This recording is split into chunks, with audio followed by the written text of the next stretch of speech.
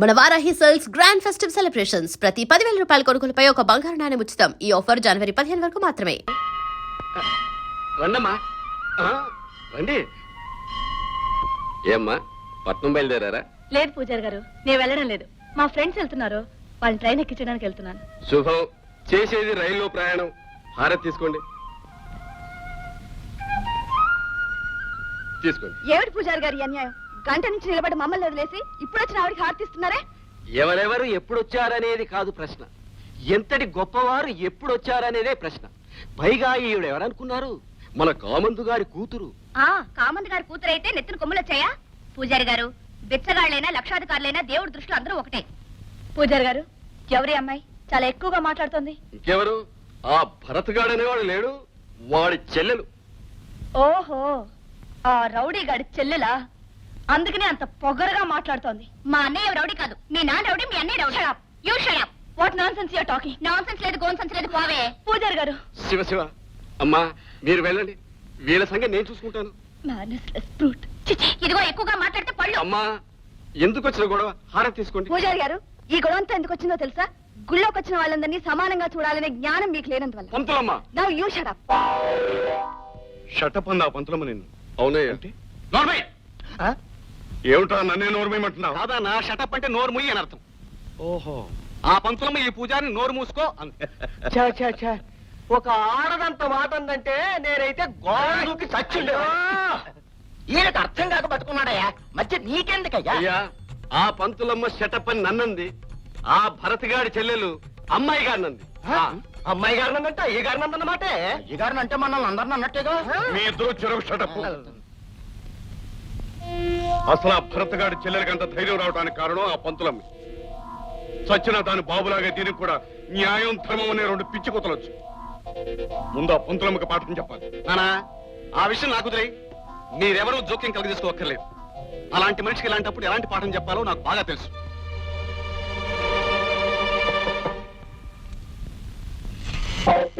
మీరా ఎందుకు ఇలా వచ్చారు? అదేం ప్రశ్న? బారులో తాగుబోతూ భామ దగ్గర తిరిగిపోతూ ఎందుకు వస్తారు? అందుకే నేను వచ్చాను. Shut up. ఆ ముఖ్యమైన రాక కారణం.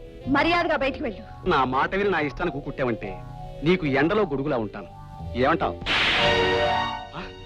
నన్నే కొడతావా? ఆడదానికి నీకే ఇంత పొగరుంటే మగాడికి నాకెత్తుంటాలి.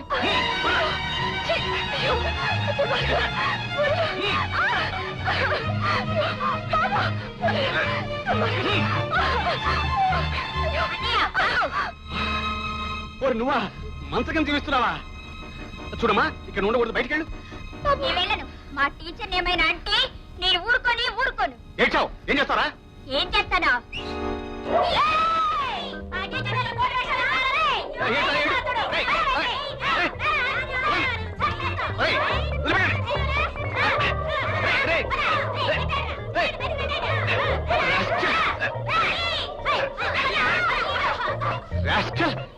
నిన్ను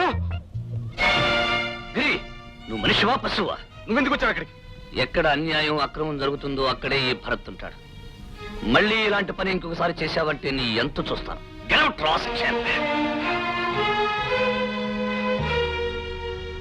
బాబు, ఈ రోజు మీ టీచర్ని నువ్వే కాపాడావు.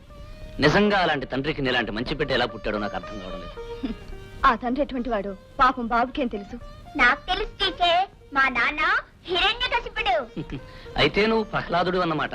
మరి శ్రీమన్నారాయణుడు ఎవరు? ఇదిగో ఈ భరత్ బాబే శ్రీమన్నారాయణుడు. చూడమ్మా శారద, నువ్వు నన్ను దేవుడుగాను శ్రీరామచంద్రుడుగాను అనుకోవద్దు. ఓ అన్నయ్యగా అభిమానిస్తే నాకు అంతే చాలు. నాకు తులసంతో నువ్వు అంతే. అన్నయ్య. చెల్లెమ్మా, మీరందరూ మాట్లాడకుండా శ్రద్ధగా వినండి. నా ఒక్కగానొక్క కూతురు రోజా పట్నంలో శ్రద్ధగా వైద్యం చదివి ఈ ఊరొచ్చింది. ఆమె కోసం నేను లక్షల ఖర్చు పెట్టి ఈ ఆసుపత్రి కట్టించాను. దాని ప్రారంభోత్సవానికి గౌరవనీయులైన సమితి ప్రెసిడెంట్ గారు ఇక్కడికి వచ్చారు. భూస్వామి నాగరాజు గారి మహోన్నతాశయాన్ని మనసారా మెచ్చుకుంటున్నాను. మన గ్రామ ప్రజల కోసం మొట్టమొదటిసారిగా డాక్టర్ అయి వచ్చిన కుమారి రోజా గారికి నిండు మనసుతో స్వాగతం పలుకుతున్నాను. Thank you.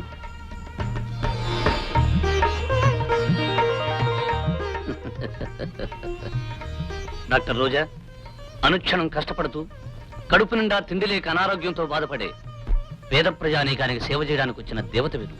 ఏమిటో నీ పిచ్చివాగుడు? అమ్మాయి కష్టపడి వైద్యం చదివింది, నేను లక్షలు తగలేసి ఆసుపత్రి కట్టించింది ఈ ముష్టి వెధవులకి పేద పీనుగులకి వైద్యం చేయడానిక? చూడండి, సృష్టిలో ఏ స్వార్థం లేకుండా తోటి వాళ్లకు సహాయం చేయడమే గొప్పతనం అనిపించుకుంటుంది. డాక్టర్ రోజా, పేదవాళ్లకు వైద్యం చేస్తూ డాక్టర్ అనే పదానికి కొత్త అర్థాన్ని తీసుకురావాలని కోరుకుంటున్నాను. సొమ్ము నీరు కానప్పుడు ఎన్ని కబుర్లైనా చెప్తావులే. ప్రెసిడెంట్ గారు, మీరు కానివ్వండి.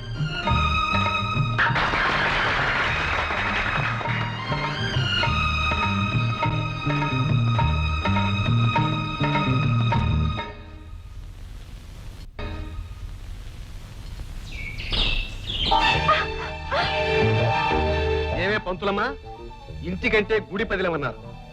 నల్లుల్లా పిల్లల కాపలా కాసే నీ ఇంటికంటే ఎవరూ లేని ఏకాంతం బెస్టే నీ అంతు చూడ్డానికి.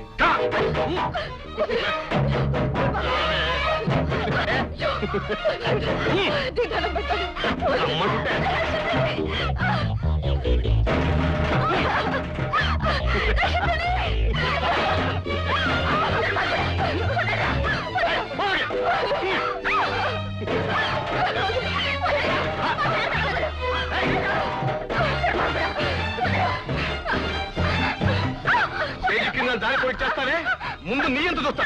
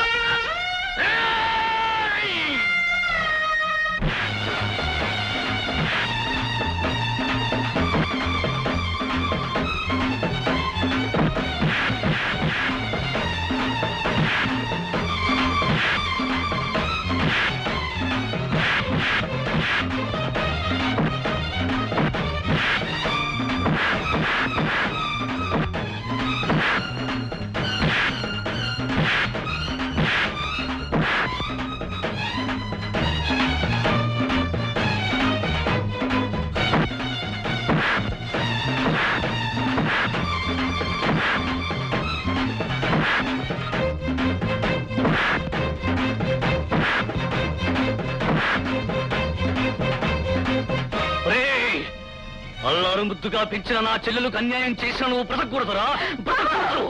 మా వదలమ్మా, వీడిని ముక్కలు ముక్కలుగా నరికితే గానీ నాకు మనశ్శాంతి లేదు. వీడి నెత్తులతో తడిసిన నా చేత్తో నా చెల్లెలు కన్నీళ్లు తొడవాలి. అప్పుడేనమ్మా నాకు మనశ్శాంతి. అప్పుడే వదలమ్మా, వదలమ్మా.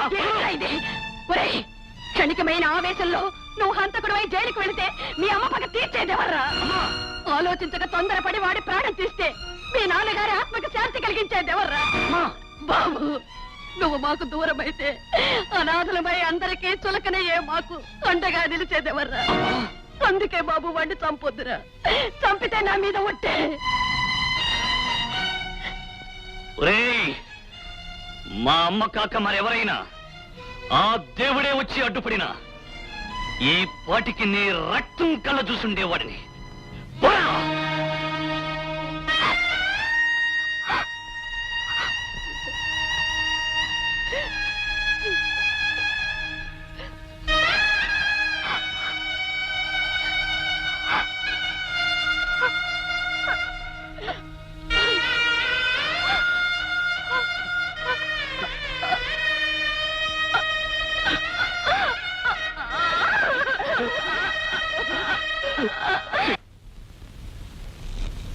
అయ్యా అయ్యా, ఇది ఇలా జరుగుతుందని ఈ రోజు చెడ్డ రోజుని నాకు ముందే తెలుసండి. ఎందుకంటే తెల్లవారుజాము నాకు ఇది చెడ్డ రోజు ఏమిటి? ఇది మనకు మహా గొప్ప రోజు. వాడి చెల్లెల జీవితం నాశనమైనందుకు మనం ఆనందించవలసిన రోజు. వాడి కుటుంబానికి ఇంత ఘోరం జరిగినందుకు వాడికి చెడ్డ రోజు. అయ్యా అయ్యా, నాదో చిన్న మనవి. ఏం లేదు బాబు, ఆయన అసలే పులి, ఇప్పుడు దెబ్బతిన్న పులి. ఆయన ఇలాగే విడిచిపెట్టేసామనుకోండి, రేపొద్దున కక్ష భూని అబ్బాయి గారు ఏమైనా చేయొచ్చు కదండి. ఆ తర్వాత మనం ఏం చేసినా లాభం లేదు. అంచేత నా అభిప్రాయం ఏమిటంటే, అబ్బాయి గారు ఎలాగో మనసిచ్చిన పిల్ల గనక ఆ తులసమ్మని తీసుకొచ్చి అబ్బాయి గారికి ముడిపెట్టేసామనుకోండి, అందరికీ మనశ్శాంతిగా ఉంటుంది. మల్లయ్య, ఏమిటి అనేది? ఆ భూష గారి కూతుర్ని నా కోడలుగా చేసుకోవటమా? అది కల్లో కూడా జరగని పని. ఆ భూషయ్య పేరు చెబితేనే ఆనాటి వాడి అహంకారానికి ఫలితం అనిపించినా ఇప్పటికీ నా ఒళ్ళు మండుతూనే ఉంది. భూషయ్య. నాగరాజు బాబు, ఏమిటి మీరనేది? హఠాత్తుగా ఉన్నట్టుండి ఒక్క రోజులో మీ అప్పు తీర్చమంటే ఎలా వీలవుతుంది చెప్పండి. ఎలా వీలవుతుందన్నది నాకు అనవసరం. 10 ఏళ్ల క్రితం పెళ్లి నిమిత్తం డబ్బు అవసరమని నా దగ్గర అప్పు తీసుకున్నాను. ఇంతకాలం ఆగాను. ఇప్పుడు నాకు అవసరమైంది, అడుగుతున్నాను. నాగరాజు బాబు, ఇంతకాలం ఉత్త పుణ్యానికే మీరు ఆగానంటారా? మీరిచ్చిన అప్పుకి వడ్డీ కింద ప్రతి సంవత్సరం నా పొలంలో పండిన పంట సగం మీకు ఇవ్వటం లేదా? కావచ్చు, కానీ తిని కూర్చోలేక ఊళ్ళో జనాలందరినీ పోగు చేసి వాళ్ళ భూముల్ని మా నాగరాజు బాబు గారికి అమ్మద్దని ఉపన్యాసాలు ఇస్తున్నావుగా. పైగా అయ్యగారు ఇచ్చిన అప్పులకి వాళ్ళ భూములు తీసుకుంటుంటే అడ్డుపడుతున్నావు కదయ్యా. నేను చేస్తున్నది తప్పు కాదు, పాపము కాదు. అమాయకులైన పేద రైతులకి అన్యాయం జరగకూడదని చూస్తున్నాను. వాళ్లకున్న కొద్దిపాటి భూములు ఈ రూపేణా పోగొట్టుకుంటే రేపు ఆకలితో అలమటిస్తారని ఆవేదనతో సాయపడుతున్నాను. నా తోటి రైతుల మేలు కోసం తాపత్రయపడుతున్నాను. అది తప్పంటారా? భూషయ్య, నువ్వు తప్పప్పులో ఇంచేంతటి వాడివయ్యావు కనుకే నీ ఆట కట్టించాలనుకున్నాను. అందుకే నా అప్పు వెంటనే తీర్చమని అడుగుతున్నాను. కక్షతోనూ పగతోనూ తక్షణం మీ అప్పు తీర్చమంటే ఎక్కడి నుంచి తీర్చేది? ఎలా తీర్చేది? భూషయ్య, నీకు తెలుసుగా, గొడ్లు కొనుక్కోవడానికి బాబు గారి దగ్గర అప్పు తీసుకుని తీర్చలేకపోతే, ఆ గొడ్లను నాకు ఇచ్చేయాలి. పొలం కొనుక్కోవడానికి అయ్యగారి దగ్గర అప్పు తీసుకుని తీర్చలేకపోతే, ఆ పొలాన్ని నాకు ఇచ్చేయాలి. మరి నువ్వు పెళ్లి నిమిత్తం అయ్యగారి దగ్గర అప్పు తీసుకొని తీర్చలేకపోతున్నావు గనక నీ పెళ్ళాన్ని నాకు ఇచ్చేయాలి. ఒరేయ్!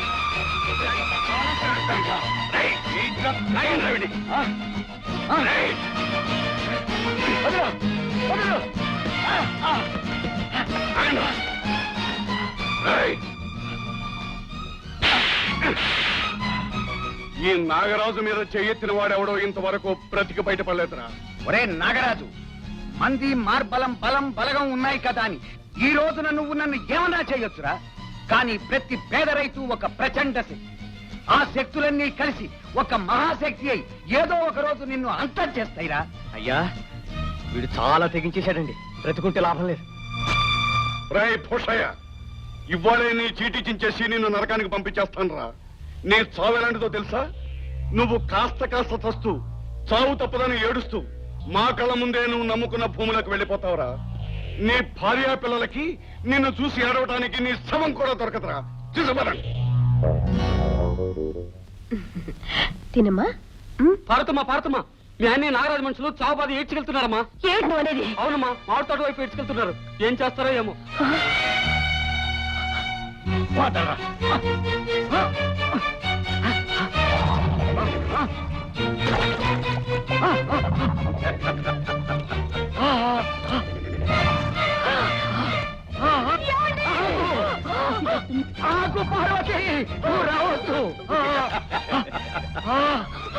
బాబు, నీకు దండం పెడతాను, నా భర్తను రక్షించండి. ఇంతవరకు ఇక్కడ ప్రజలు నాకు చేతులెత్తి దండం పెట్టారు. నా ముందు చేతులు కట్టుకుని తల దించుకున్నారు. ఇప్పుడు మొదటిసారిగా మునగాడిలా నా మీదకే చేయెత్తాడు నీ మొగుడు. అందుకే నీ భర్తను నీ కళ్ళదిటే పాతాళానికి తొక్కేస్తున్నా. రండి బాబు. బాబు, మేమంతా జీవితాంతం మీ కాళ్ళ దగ్గర పడి ఉన్నాం బాబు. ఆయన రక్షించండి. పార్వతి, ఆ పశువు పాదాలు పట్టుకుని బ్రతిలాడటం పొరపాటు. ఆ రాక్షసుని క్షమించమని అడగటం అవసరం. ఏయ్, సాగుపోయే క్షణంలో కూడా నీ పొగరింకా తగలేదట. ఊబిలాంటి ఈ ఊర్లో నాకు ఎదురు తిరిగిన మనిషి కథ ఎలా ముగుస్తుందో ఇప్పుడు అర్థమైందా నీకు?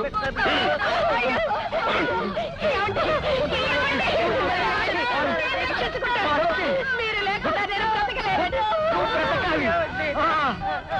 కష్టాల్ని నష్టాల్ని భరించి తల్లివి తండ్రివి నువ్వే మన బిడ్డల్ని పెంచాలి. ఏమండి? అంతేకాదు పార్వతి, మన బాబుని నీతికి నిజాయితీకి రూపంగా పెంచాలి. ఆ రాక్షసుడు నాగరాజుని వాడి మనుషుల్ని అంతం చేయటానికి పెంచాలి. అవును పార్వతి, పెరిగిన బాబు కారణంగా వాళ్ళు నీ పాదాల మీద పడాలి, ప్రాణభిక్ష పెట్టమని నిన్ను వేడుకోవాలి. ఆనాడే నా ఆత్మకు శాంతి, ఆత్మకు శాంతి.